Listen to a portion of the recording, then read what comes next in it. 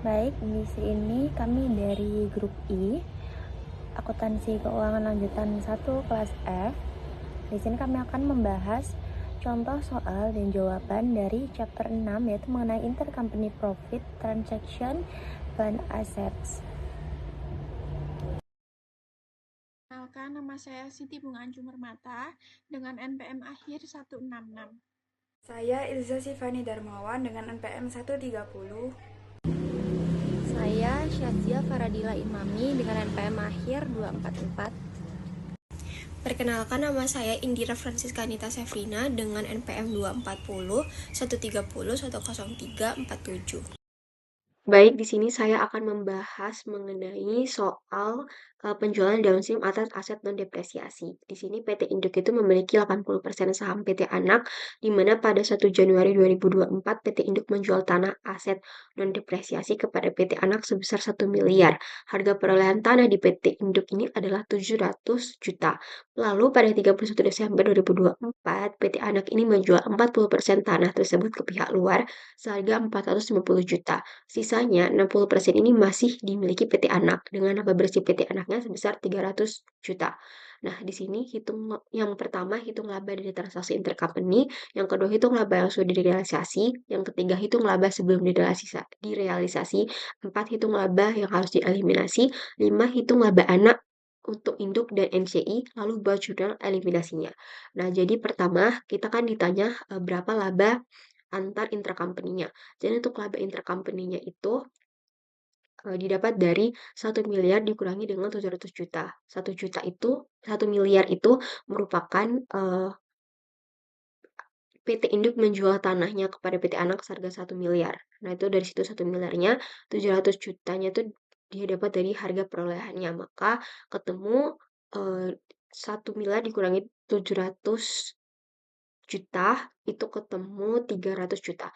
Lalu pertanyaan nomor 2, laba yang sudah direalisasi. Maka di sini kan kita udah diketahui di soal kalau yang dijual keluar itu 40%. Maka 300 juta dari mana? 300 juta itu dapat dari yang nomor 1 yang udah kita hitung tadi dikalikan dengan 40%-nya tadi. Berarti 40% dikali 300 juta sebesar 120 juta. Lalu pertanyaan yang ketiga, laba yang belum direalisasi. Maka kan kita ketahui kalau yang dijual keluar itu 40%. Maka sisanya itu sebesar 60%. Maka laba yang belum direalisasi ini sebesar 60% dikali 300 juta. Ketemu 180 juta. Nah, laba yang harusnya dieliminasi ini berarti 180 juta. Didapat dari yang kita hitung di nomor 3 tadi. Nah, karena ini belum direalisasi, maka nantinya ini harus dihapus atau dikonsolidasi. Nah, lalu di nomor 5, di sini ada pembagian laba. Nah, pembagian laba di sini ada laba PT Anak, di soal itu kan dikasih tahu bahwa sebesar 300 juta. Di sini kita tahu bahwa NCI 20%-nya, maka 20% dikalikan 300 juta, ketemu 60 juta. Ini tuh tidak terpengaruh untuk dieliminasinya nanti. Nah, untuk induk itu didapat dari 80% dikali 300 juta, ketemu 240 juta, dengan laba realisasinya 120 juta. Laba realisasi 120 juta itu nanti kita tambahkan, berarti 120 juta ditambahkan 240 juta sama dengan 360 juta. Nah, yang 120 juta laba realisasi itu kita dapat dari mana? Tadi itu didapat dari perhitungan yang nomor 2. Nah, lalu kita lanjut ke nomor 6, jurnal eliminasinya. Jurnal eliminasinya yakni kita eliminasi yang 180 juta tadi, yang laba belum direalisasi, yakni sebesar 180 juta dengan jurnal gain penjualan tanah 180 juta pada tanah 180 juta. Selanjutnya di sini saya akan jelaskan untuk contoh soal penjualan aset dengan downstream atas aset yang didepresiasi. Di sini ada contohnya yaitu PT PAI memiliki 80% saham pada PT Soy, kepemilikannya diperoleh saat nilai buku sama dengan nilai wajar. Sehingga pada 1 Januari 2021 terjadi PT PAI menjual mesin ke PT Soy dengan data sebagai berikut. Kemudian diminta untuk yang pertama laba antar perusahaan yang harus ditangguhkan pada tahun 2021 dengan cara laba yaitu harga jual dikurangi nilai buku sehingga menghasilkan 30 juta. Nah, lalu yang nomor 2, amortisasi laba yang direalisasi tiap tahun melalui penyesuaian depresiasi yaitu dengan amortisasi laba yaitu labanya per umur manfaat atau dibagi umur manfaat sehingga menghasilkan 10 juta per tahun. Kemudian yang nomor 3, bagian laba dari PDC yang diakui oleh PT PAI selama 3 tahun.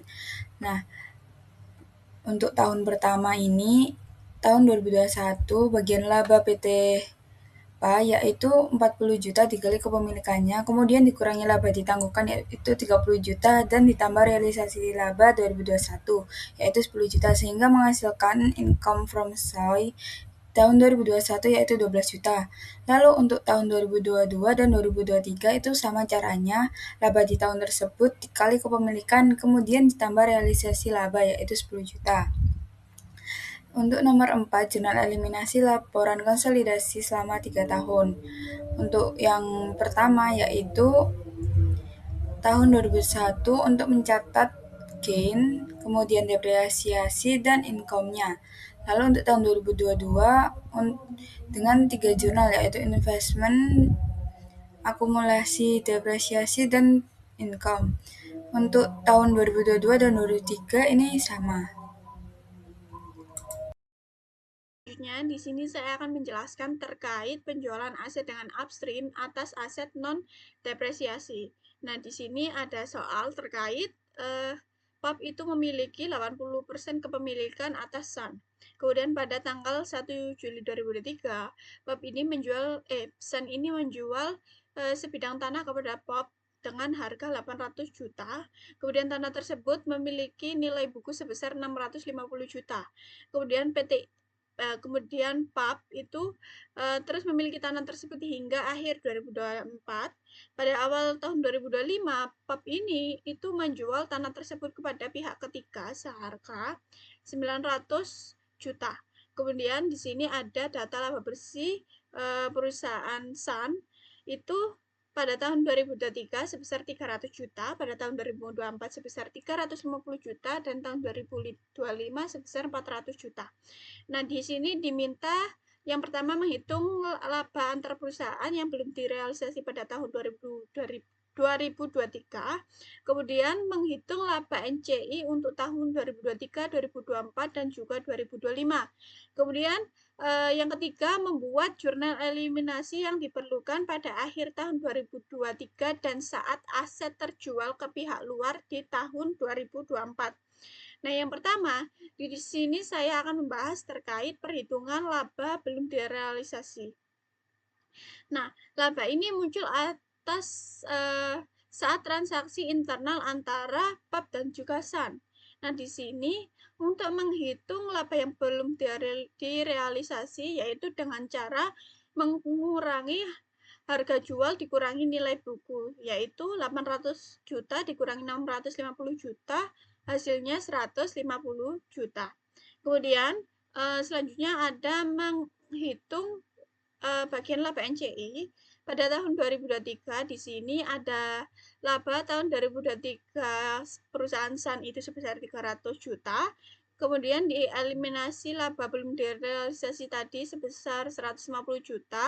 Maka hasilnya laba Sun yang disesuaikan yaitu sebesar 150 juta. Nah, untuk laba NCI-nya di sini 20% dikarenakan tadi kan PAP itu memiliki 80%, maka NCI-nya sebesar 20% dikali 150 juta, hasilnya yaitu 30 juta. Kemudian pada tahun 2024 laba bersih tahun 2024 sebesar 350 juta. Di sini tidak ada penyesuaian karena tanah belum dijual ke pihak luar. Nah, untuk NCI-nya sendiri yaitu 20% dikali 350 juta, hasilnya yaitu 70 juta. Kemudian pada tahun 2025 yaitu saat tanah terjual ke pihak luar. Di sini laba bersih tahun 2025 sebesar 400 juta, kemudian ditambah laba realisasi dari transaksi 2023 sebesar 150 juta, kemudian hasilnya yaitu sebesar 550 juta, kemudian untuk NCI-nya 20% kali 550 juta, hasilnya 110 juta. Kemudian di sini untuk jurnal eliminasinya, yang pertama untuk tahun 2023 ada gain on sale of land pada land sebesar 150 juta untuk menghapus laba penjualan tanah yang belum direalisasikan. Kemudian ada income from Sun pada investment in Sun itu sebesar 120 juta untuk menghapus bagian laba PAP atas laba yang belum direalisasi. Nah, itu 120 juta itu hasil dari 80% dikali 150 juta. Kemudian untuk tahun 2024 jurnalnya yaitu investment in Sun NCI pada land.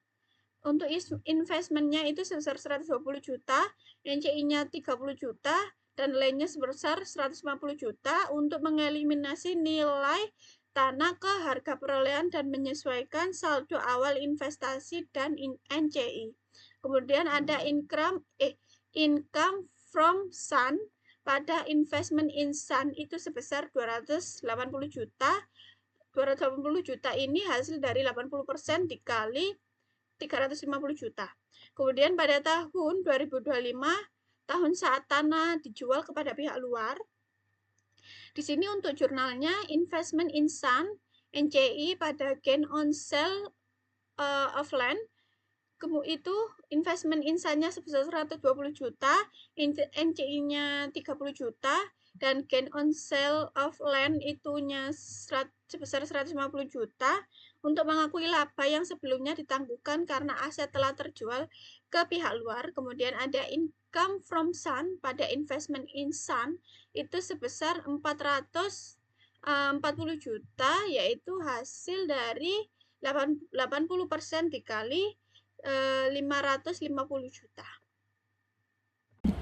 Nah, di sini saya akan membahas soal mengenai penjualan upstream atas aset depresiasi.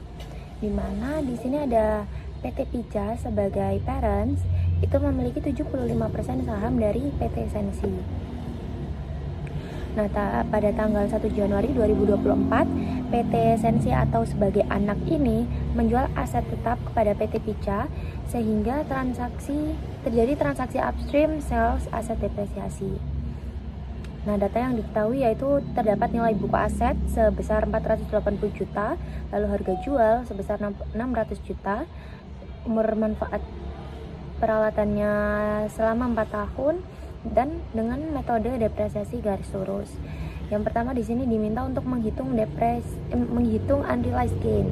Yang mana menghitung unrealized gain itu dapat dihitung melalui selisih antara harga jual dan nilai buku. Di sini yaitu 600 juta dikurangi dengan 480 juta, ditemukan unrealized gain atau laba intercompany-nya ada 120 juta. Lalu yang kedua yaitu menghitung amortisasi per tahun, yang mana kita harus menghitung dulu depresiasi berdasarkan harga jual 600 juta dibagi 4 tahun umur manfaatnya, yaitu menghasilkan 150 juta. Lalu step kedua menghitung depresiasi berdasarkan nilai buku. Jadi 480 juta dibagi 4 tahun ditemukan angka 120 juta. Jadi selisih antara hasilnya tadi sebesar 30 juta, yang mana ini realisasi untungnya itu tiap tahun. Lalu yang ketiga, sisa unrealized gain per tahun. Jadi ini pembagian unrealized gain-nya itu per tahun. Jadi yang tadi sudah kita bahas, yang mana realisasi gain per tahunnya itu 30 juta. Jadi ini akan direalisasikan secara bertahap. Jadi tiap tahunnya 30 juta. Unrealized awalnya ada 120 juta, realisasi 30 juta, jadi sisa 90 juta. Jadi lalu di tahun 2025 unrealized-nya sisanya yang tadi 90 juta, direalisasi 30 juta, jadi sisanya 60 juta. Begitu terus sampai di tahun 2027 sisanya sampai 0. Lalu yang nomor 4 di sini ada menghitung laba induk dan NCI. Di tahun 2024 itu 150 dari laba dari PT Sensinya sendiri, lalu dikurangi 120 juta. 120 juta itu harga jual peralatannya. Harga jualnya Lalu 30 juta yaitu gain tiap tahunnya, dikurangi oleh gain dan dikurangi unrealized gain per tahun, realized gainnya per tahun. Di situ sudah dijelaskan, lalu dibagi juga PT Pica serta NCI-nya dari 2024 sampai di tahun 2027. Lalu yang nomor 5 yaitu membuat jurnal eliminasi, yang mana pada tahun 2024 itu eliminasi gain 120 juta dan penyesuaian depresiasinya 30 juta. Lalu tahun 2025 serta sampai 2026 itu ada 2 jurnal, yaitu menyesuaikan sisa unrealized gain dan menyesuaikan depresiasi. Dan tahun terakhir 2027 seluruh gain telah direalisasi sehingga tidak ada unrealized gain-nya. Nah, di section 2 ini kami dari grup I akan membahas rangkuman singkat dari bab 7 yaitu intercompany profit transaction bonds. Baik, di sini saya akan membahas mengenai intercompany bond transaction. Nah, berdasarkan intercompany bond transaction ini, fokus utamanya itu untuk membedakan antara piutang atau utang antar perusahaan dengan aset atau liabilitas entitas laporan konsolidasi.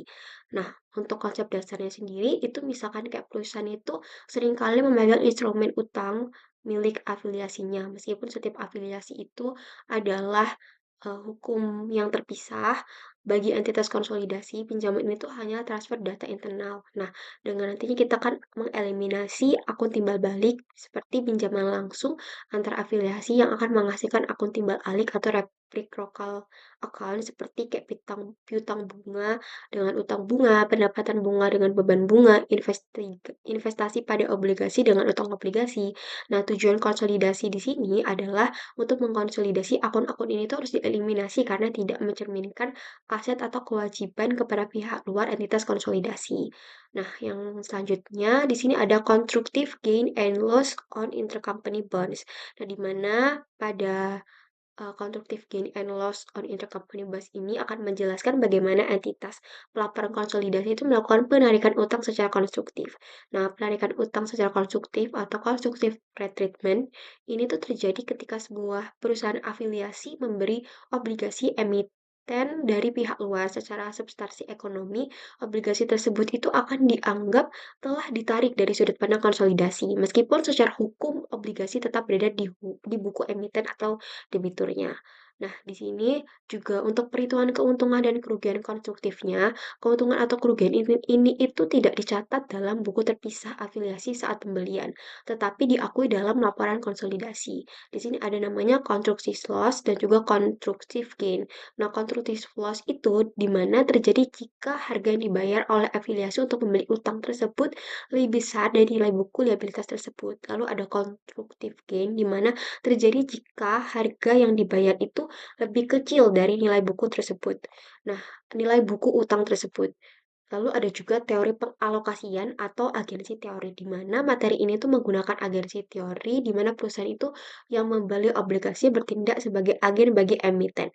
Akibatnya itu menyebabkan seluruh keuntungan atau kerugian konstruktif ditetapkan kepada perusahaan penerbit atau issuer. Baik, di sini selanjutnya saya akan membahas mengenai subsidiary acquisition of parent bonds. Nah, jadi skenario ini tuh terjadi ketika anak perusahaan membeli obligasi yang diterbitkan oleh induk perusahaan di pasar terbuka, di mana sifat transaksinya ini dianggap sebagai transaksi downstream karena induk itu adalah penerbit obligasi. Nah, dengan alokasi laba atau ruginya, di mana seluruh jumlah keuntungan atau kerugian konstruktif itu akan dialokasikan sepenuhnya kepada induk, sehingga tidak mempengaruhi porsi kepentingan non pengendali atau NCI-nya.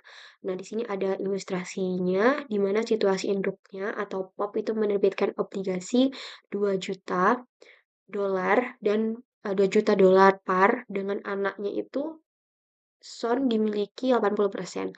Lalu dia membeli 200.000 par obligasi tersebut seharga 209.000 pada 31 Desember 2016. Nah, pada analisis soal tersebut terjadi kerugian konsumtif sebesar 9.000 didapat dari 209.000 dolar harga belinya dikurangi dengan 200.000 dolar nilai bukunya.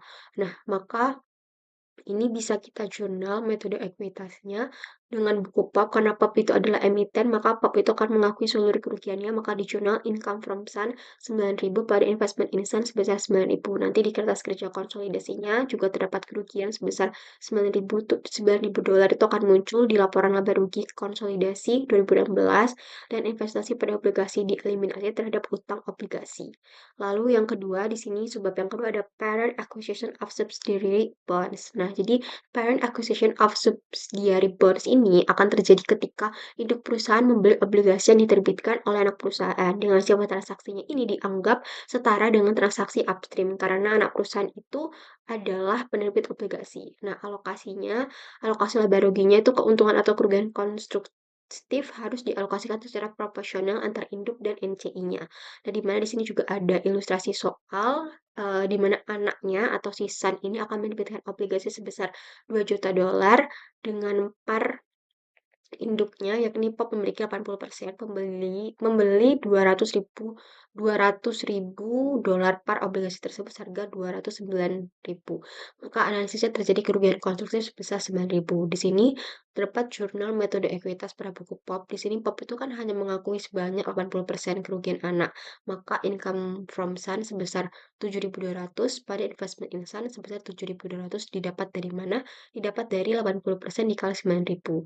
Nah, di sini juga terdapat dampak konsolidasi, maka total kerugian 9.000 dolar itu tetap diakui, namun beban tersebut akan mengurangi porsi laba NIC-nya sebesar 1.800 didapat dari 20% dikalikan dengan 9.000 dolar.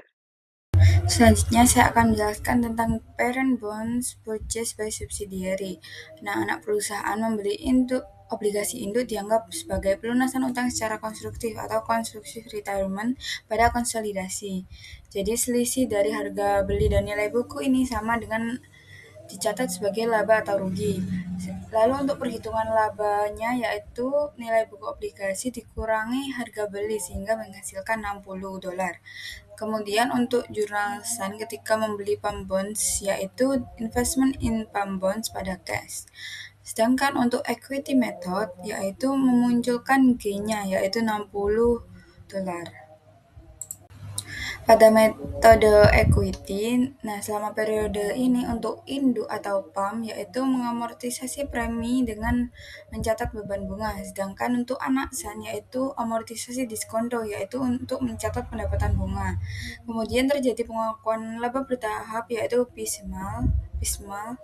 Lalu untuk penyesuaian konsolidasinya terdapat 6 jurnal. Yang pertama yaitu eliminasi obligasi, yaitu bonds payable pada gain on retirement of bonds dan investment in pump bonds. Lalu yang kedua, eliminasi bunga antar perusahaan, yaitu jurnalnya interest income pada interest expense dan gain on retirement of bonds. Lalu yang ketiga, eliminasi piutang dan utang bunga, yaitu dengan jurnal income from Sun pada investment in Sun. Lalu jurnal yang keempat yaitu untuk penyesuaian metode ekuitas yaitu non-controlling interest share pada non-controlling interest.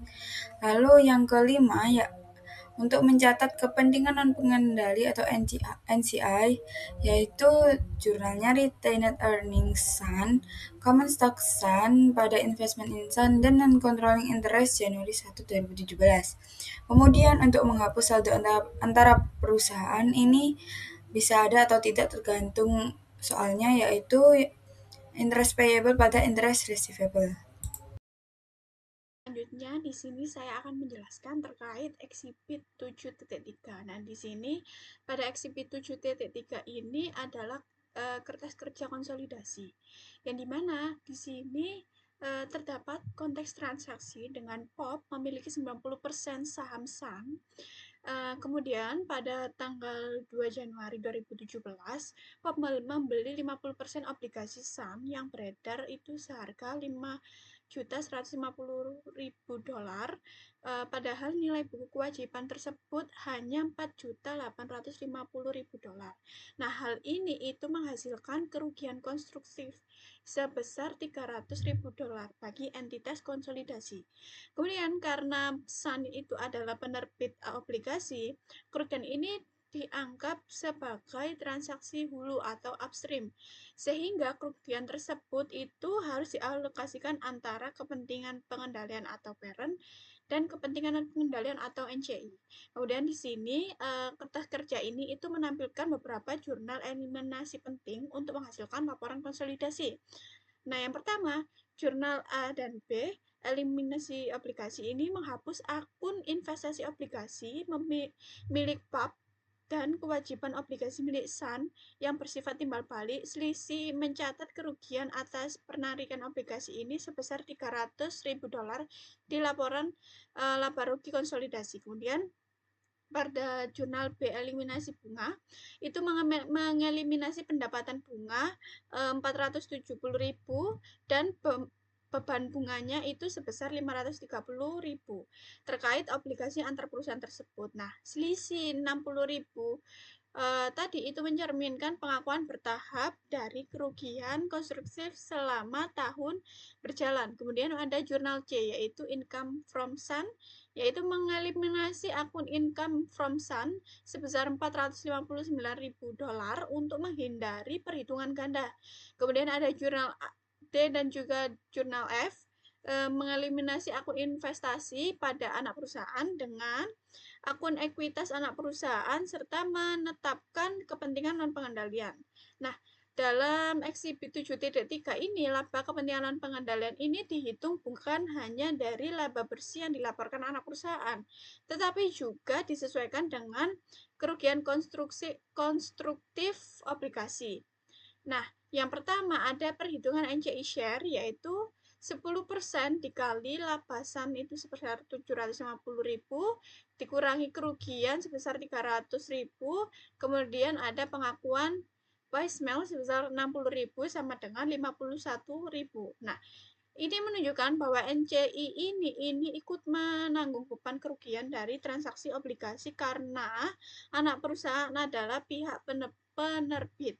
Kemudian hasil dari konsolidasi ini itu ada dua, yaitu yang pertama beban bunga konsolidasi, yaitu mencerminkan beban bunga untuk obligasi yang dipegang oleh pihak luar, yaitu sebesar $530.000. Kemudian ada utang obligasi konsolidasi, yaitu melaporkan nilai